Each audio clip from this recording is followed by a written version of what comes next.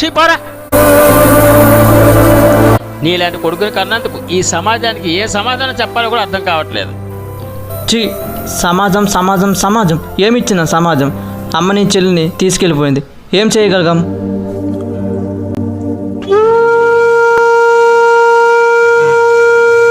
పిచ్చివాడు, సమాజం మనకేమిచ్చేది ముఖ్యం కాదురా, మనం సమాజానికి ఏమి ఇచ్చేవాడు ముఖ్యం.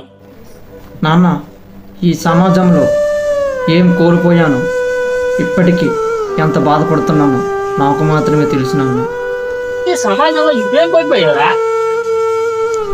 ఏం కోల్పోయానా?